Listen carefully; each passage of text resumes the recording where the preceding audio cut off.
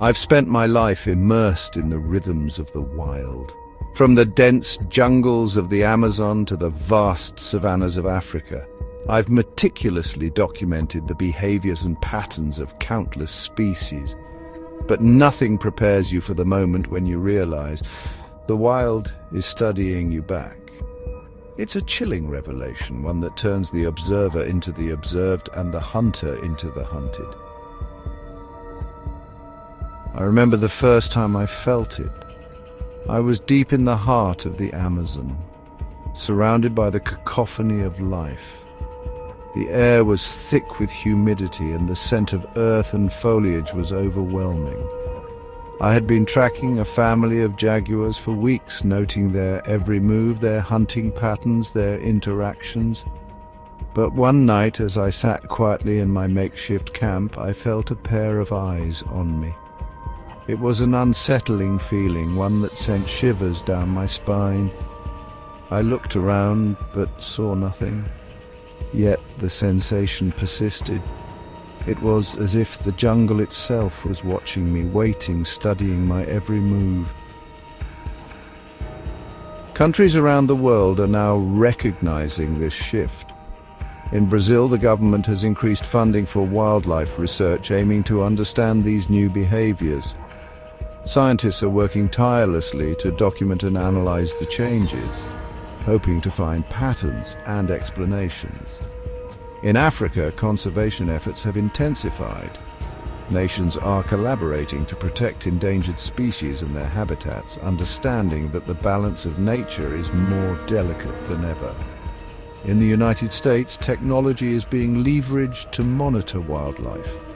Drones, cameras, and tracking devices are being used to gather data, providing insights into the evolving dynamics of the animal kingdom. The first signs of change were subtle. I noticed animals behaving in ways that defied their natural instincts. Predators and prey seemed to communicate, almost as if they were forming alliances. It was baffling. I began to document these anomalies, meticulously recording every detail. My initial thoughts were that it could be a result of environmental changes or human interference. But the more I observed, the more I realized it was something deeper, something intrinsic to the animals themselves. My research took on a new urgency. I delved into ancient texts, folklore, and indigenous knowledge, seeking answers. The stories I uncovered spoke of a time when animals and humans shared a deeper connection, a mutual understanding. Could it be that this connection was reawakening? The implications were profound, and I knew I had to continue my work with even greater dedication. The wild was no longer just a subject of study. It was a living, breathing entity, aware and responsive, and I was determined to uncover its secrets. This wasn't hunger, this wasn't instinct, it was deliberate. I remember the first time I saw her. The lioness moved with a purpose, her eyes locked onto her target. It was as if she knew something we didn't. The air was thick with tension, and I could feel my heart racing. I had been observing the savannah for weeks, documenting the behaviors of its majestic inhabitants. But this lioness was different. Her movements were calculated, almost methodical. She wasn't just hunting, she was strategizing. I could see the intelligence in her eyes, a spark of something almost human. As the sun dipped below the horizon, casting long shadows across the grasslands, I felt a chill run down my spine. The lioness blended seamlessly with her surroundings, a master of camouflage. Every muscle in her body was taut, ready to spring into action. I held my breath, waiting for the inevitable. In that moment, I realized I was witnessing something extraordinary. This was not just a predator on the prowl. This was a creature with a plan. The savannah had never felt so alive, so dangerous. and I was right in the middle of it, a silent observer to nature's raw power. But it wasn't just the lioness. The entire savannah seemed to be changing. Elephants moved with a newfound determination, their eyes reflecting a deeper understanding. Cheetahs ran faster than ever, their speed almost supernatural. Packs of hyenas coordinated their attacks with military precision, their cunning unmatched. Even the giraffes, usually so serene, were alert and vigilant, blending into the trees with an uncanny ability. The wildebeest, known for their chaotic stampedes, now moved in perfect unison, a force to be reckoned with. It was as if the animals had developed new abilities, new strategies, and a new awareness of their surroundings. The savannah was no longer just a place of survival, it was a battlefield of intellect and instinct. The animals had evolved, adapted, and were now acting differently, almost as if they had a collective consciousness. The balance of nature had shifted, and I was there to witness its transformation. Apes, predators, prey, and mutants all vied for dominance. The apes, with their newfound intelligence, communicated in complex ways, trying to find a cure for the changes. "We must find answers," one researcher said, eyes filled with determination. "The savannah is not the same. We need to fix this." Predators like the lioness strategized their hunts, while prey like the wildebeest moved with a precision never seen before. The mutants, however, were the wild cards, their aggressive behavior disrupting the fragile balance. Conflict was inevitable, and the savannah was the stage for this epic struggle. The researchers worked tirelessly, their voices echoing through the trees. "We must find a cure! We must save the savannah!" they chanted, their hope unwavering. But the predators and prey had their own agendas, and the mutants were a constant threat. The savannah had become a place of alliances and betrayals, of intellect and instinct clashing in a battle for survival. And in the midst of it all, the researchers continued their quest, determined to restore the balance and find a cure for the changes that had swept across the land. Each country had its own approach to the crisis. Kenya deployed teams of scientists to study the mutations and their effects on the ecosystem. South Africa increased its conservation efforts, focusing on protecting endangered species and their habitats. Tanzania collaborated with international researchers, sharing data and resources to find a solution. Botswana implemented stricter anti-poaching laws, recognizing the importance of preserving the delicate balance of the savannah. The world watched as these nations united in their efforts, each contributing their unique expertise and resources. The savannah had become a symbol of global cooperation, a testament to humanity's ability to come together in the face of unprecedented challenges. And as the researchers continued their work, hope began to blossom amidst the chaos, a beacon of light in the heart of the African wilderness. I remember the day vividly. The air was thick with the scent of the African wilderness, and the dense jungle seemed to close in around me. The sounds of the jungle were a symphony of life, yet there was an eerie stillness that day. As I ventured deeper, I stumbled upon a sight that sent chills down my spine, a lioness lifeless and still. Her eyes, once fierce and full of life, were now dull and vacant. I knelt beside her, examining her closely, trying to piece together the mystery of her untimely demise. Her fur was matted, and there were signs of a struggle, claw marks on the ground, broken branches nearby. What happened here? I wondered aloud, my voice barely a whisper. I took out my notebook, sketching her form and jotting down every detail. I noticed discoloration around her mouth and a strange, pungent odor. Carefully, I took samples of her fur and saliva, hoping they would provide clues. The jungle seemed to hold its breath, as if mourning the loss of one of its own. I could feel the weight of the moment, the fragility of life in the wild. As the shadows lengthened, I pondered the possible causes: disease, poison, or perhaps an attack by another predator.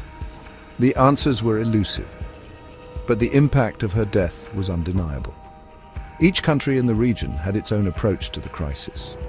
Kenya deployed wildlife experts to investigate the cause, focusing on potential diseases. Tanzania increased patrols to protect other animals from potential threats. Uganda collaborated with international scientists to analyze the samples and find a cure. The conflict between the groups was palpable, each seeking a solution, each wary of the other. The quest for a cure had begun. I remember the morning vividly. The dense African jungle was shrouded in mist, the rising sun casting an eerie glow through the trees. The air was thick with the scent of damp earth and decaying leaves. As I ventured deeper into the jungle, the sounds of wildlife seemed to fade, replaced by an unsettling silence. It was then that I stumbled upon the lifeless body of the ranger. His eyes were wide open, a look of sheer terror frozen on his face. The jungle had claimed another victim, and I couldn't shake the feeling that something malevolent was watching me from the shadows. The scene around the ranger told a harrowing tale. Claw marks marred the tree trunks, and broken branches lay scattered, evidence of a violent struggle. His uniform was torn, bloodstains marking the leaves around him. Footprints of a large predator were imprinted in the disturbed earth, leading away from the body. But what struck me most was the unusual behavior of the animals. They seemed agitated, almost frenzied, as if driven by an unseen force. It was as if the jungle itself had turned against us, and the animals were merely its instruments. In response to the crisis, countries around the world have mobilized their resources. International teams have set up camps within the jungle, with scientists examining samples and military personnel patrolling the area. Government officials are in intense discussions, poring over maps and documents to devise a strategy. Medical teams are treating injured animals, administering vaccines, and setting up field hospitals to manage the outbreak. Environmental activists are protesting, demanding immediate action to protect the wildlife and the ecosystem. News reporters are broadcasting live, covering the unfolding crisis and keeping the world informed.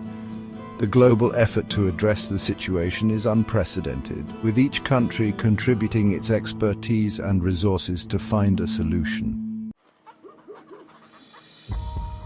They're not reacting, they're coordinating. I remember the shaman's words vividly. He warned me that the animals would start behaving strangely. At first I thought it was just a myth, but then I saw it with my own eyes. The way they moved together, it was as if they were communicating, planning something. It sent chills down my spine. I had been deep in the jungle for weeks, documenting the wildlife. One evening, as the sun dipped below the horizon, I met the shaman. His eyes were intense, filled with a wisdom that seemed ancient. He spoke of a time when the animals would unite, their movements no longer random but deliberate. I dismissed it as folklore, until the night I saw it myself. The birds flew in perfect formation, the elephants marched in unison, and the jungle seemed to pulse with a hidden rhythm. I could feel the air thicken with an unspoken tension. It was as if the entire ecosystem was a single sentient entity. I scribbled furiously in my journal, trying to capture the surreal experience. The shaman's warning echoed in my mind, and I couldn't shake the feeling that something monumental was unfolding. The animals were not just surviving, they were strategizing. And I was a mere observer, caught in the midst of their silent revolution. Around the world, countries are taking notice. In the United States, scientists are conducting extensive research to understand these changes. They are setting up observation posts in various jungles, hoping to gather data on the animals' new behaviors. In Brazil, the government has launched a conservation initiative, aiming to protect the wildlife while studying their evolving abilities.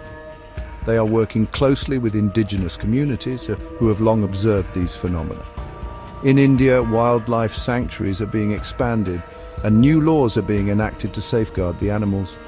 Researchers are collaborating with international experts, sharing findings and strategies. In Africa, a coalition of nations is forming, pooling resources to address the situation. They're focusing on both conservation and security as the changes in animal behavior pose potential risks. The European Union is funding a series of projects aimed at understanding the genetic mutations and their implications. They are also investing in technology, using drones and AI to monitor wildlife movements. Across Asia, governments are prioritizing education, raising awareness about the importance of biodiversity and the need for coexistence.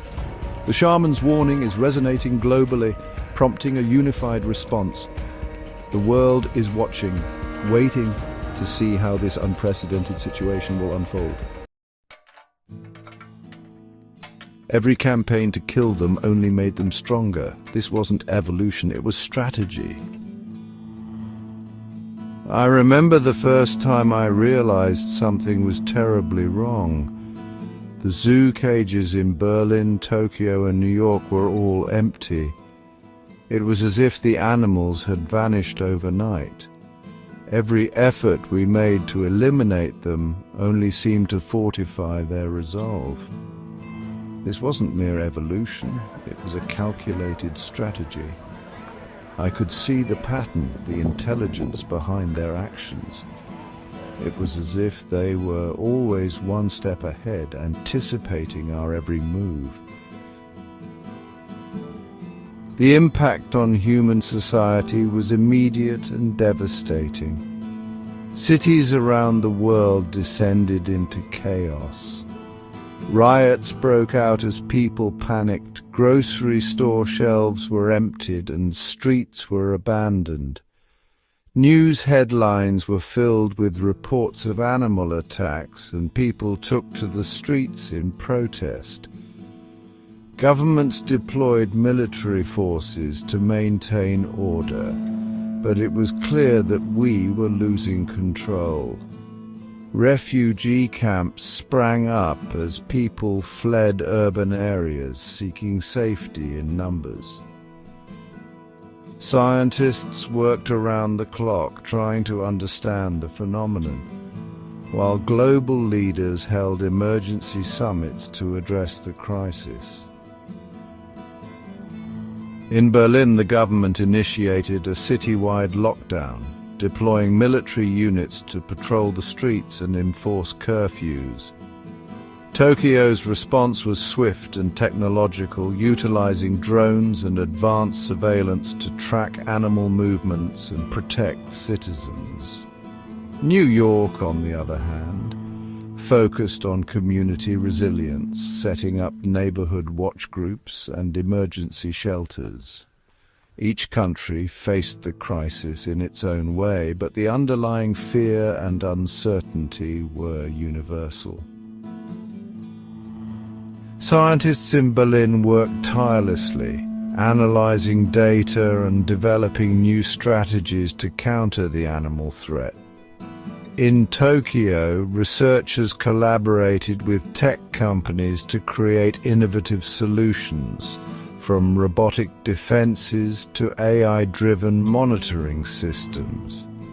New York's academic institutions became hubs of knowledge, sharing findings and coordinating efforts with international partners. The world was united in its struggle, yet divided by its methods.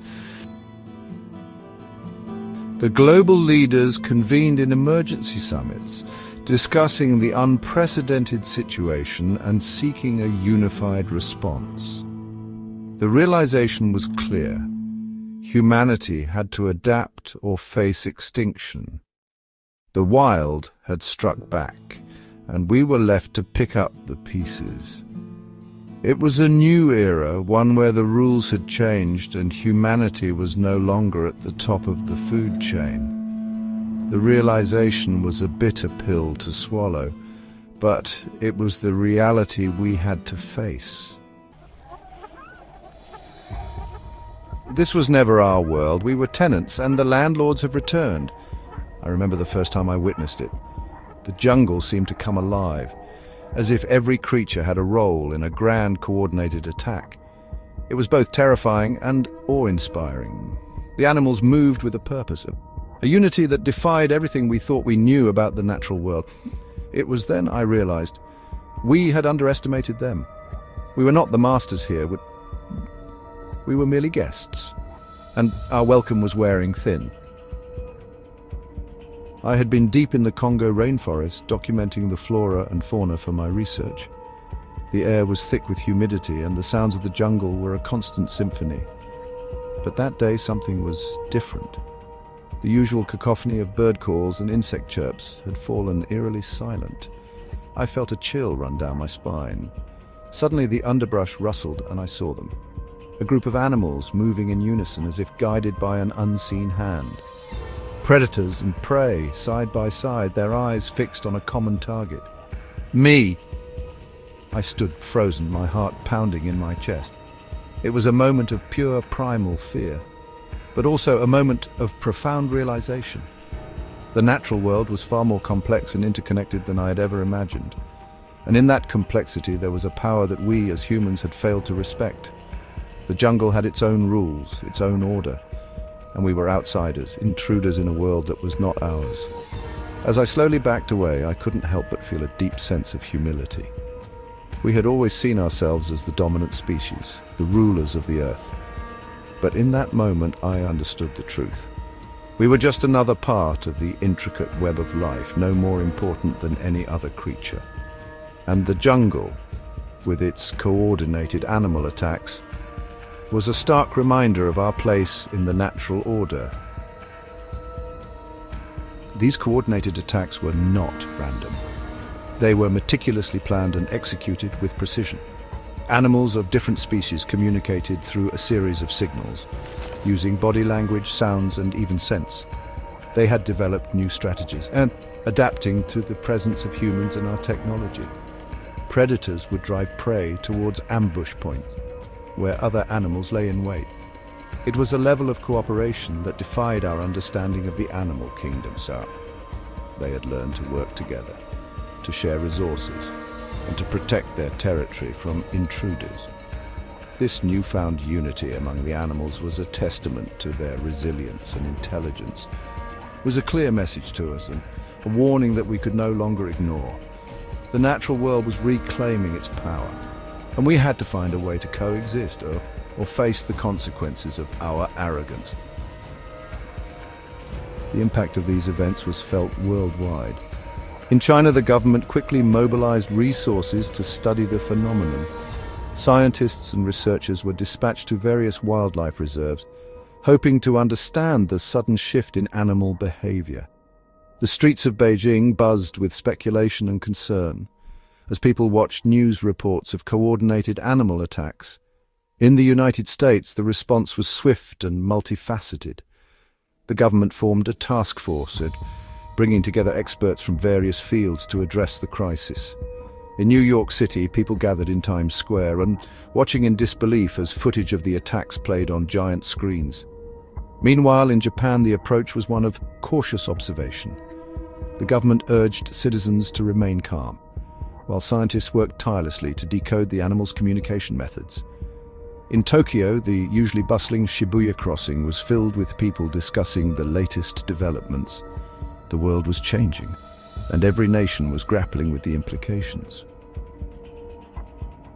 Dr. Thomas Jackson, a renowned biologist, had become a central figure in the global effort to understand these events. His first-hand experience in the Congo rainforest provided invaluable insights. Jackson's perspective was clear. Humanity needed to rethink its relationship with the natural world.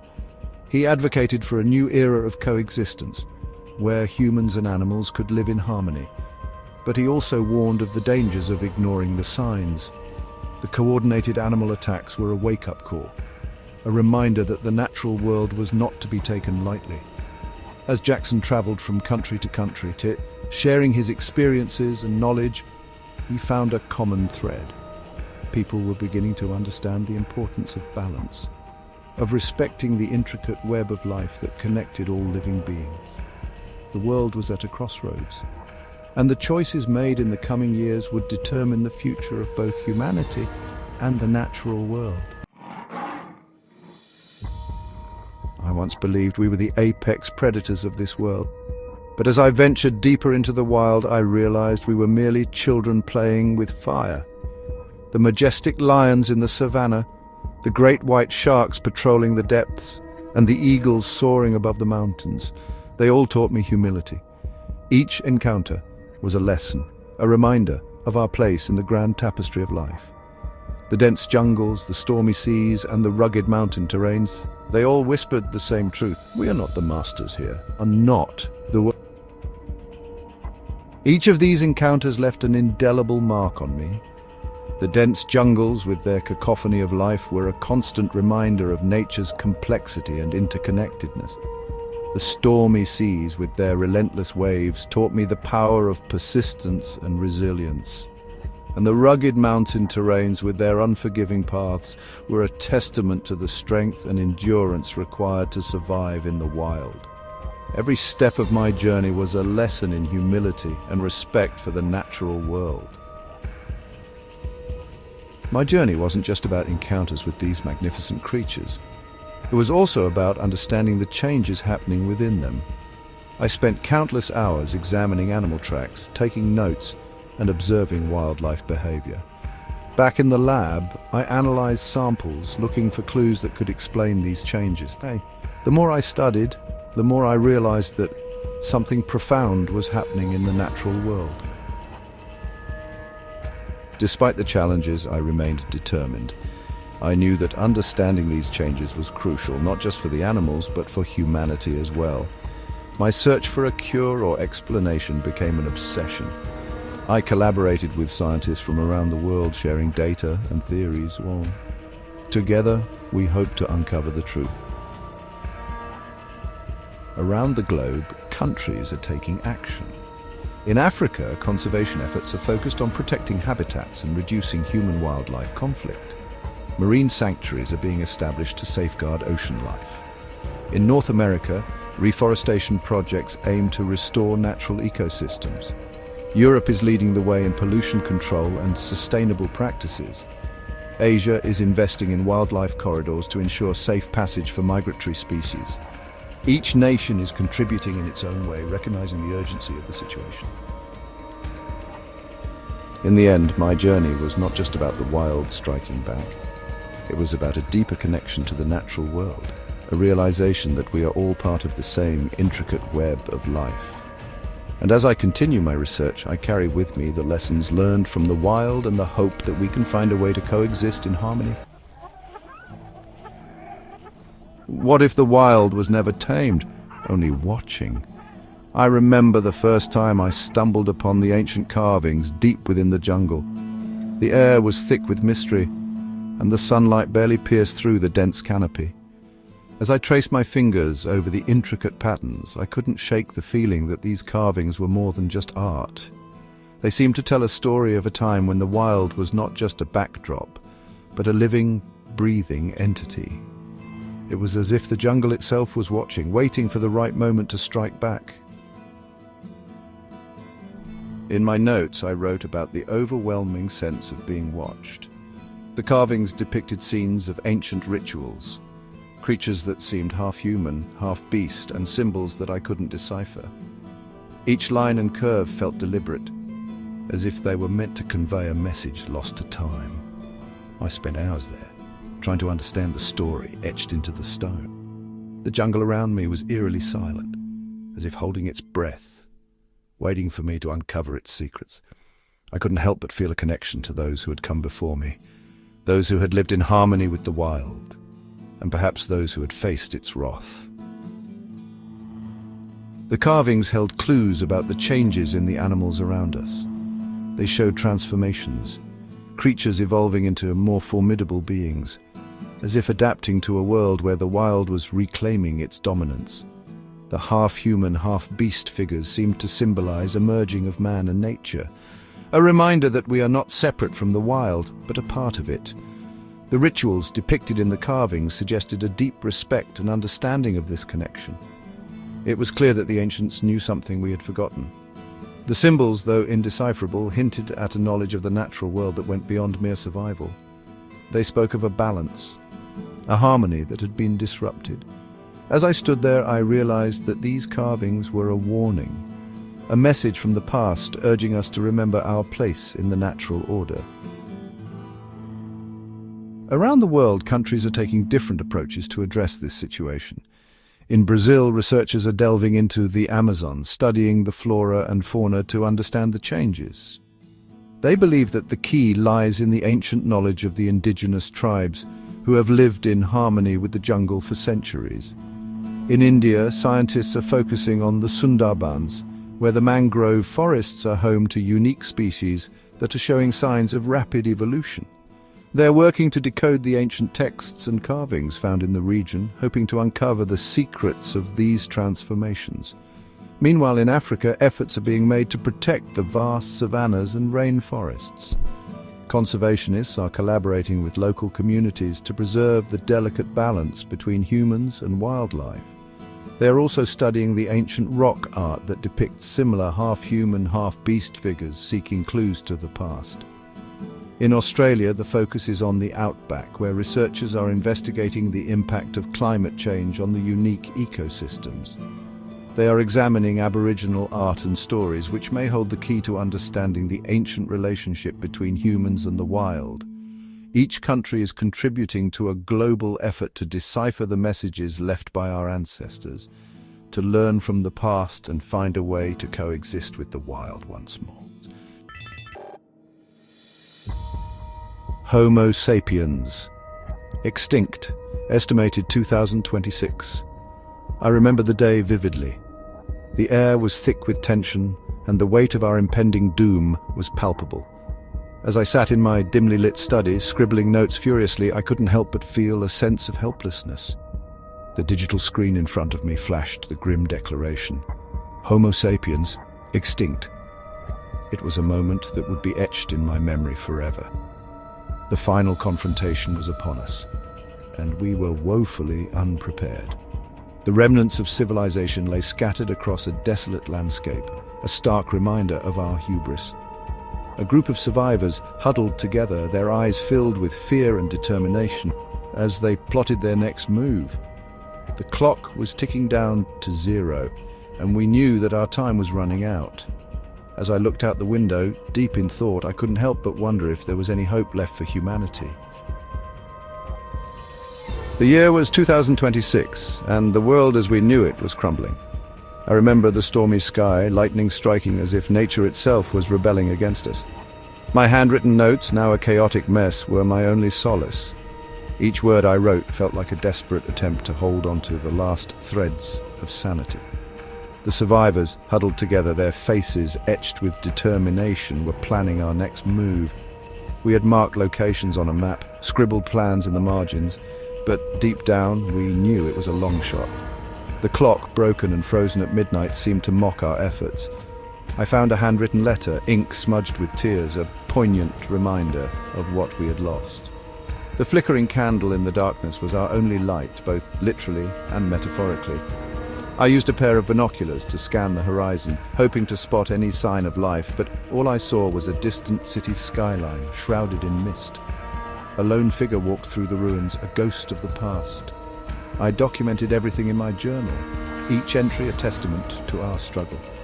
As I looked out the window, deep in thought, I couldn't help but wonder if there was any hope left for humanity. The final confrontation was more than just a battle for survival. It was a test of our resilience. We faced not only the remnants of our own mistakes, but also the wrath of a world we had long taken for granted. In the midst of chaos, I discovered something extraordinary. Hidden within the ruins, I found a series of ancient texts, long forgotten by time. These texts spoke of a way to restore balance, a glimmer of hope in our darkest hour. With renewed determination, we began to decipher the messages, each revelation bringing us closer to a possible solution. The survivors, now more united than ever, worked tirelessly to implement the newfound knowledge. But time was against us, and the countdown continued relentlessly. As the final moments approached, we retreated to a secure bunker, our last refuge. Surrounded by monitors and equipment, I continued my work, documenting every discovery, every breakthrough. The bunker door closed behind us with a heavy thud, sealing us from the outside world. The digital screen showed a new countdown, ominous and foreboding, yet we held on to hope. I marked new locations on the map, our plans evolving with each passing day. The flickering light in the bunker cast long shadows, a constant reminder of the uncertainty that lay ahead. As I wrote in my journal, now dated 2027, I couldn't help but feel a sense of anticipation. The final confrontation was not the end, but a new beginning. And as I looked out from the bunker, deep in thought, I knew that our story was far from over. The future was uncertain, but one thing was clear: we would continue to fight, to survive, and to hope. For as long as there was a flicker of light in the darkness, there was a chance for humanity to rise again. This is not the end, but merely the beginning of a new chapter. The final confrontation may have passed, but the battle for our future had just begun. And so we wait, ready for whatever comes next. The story continues.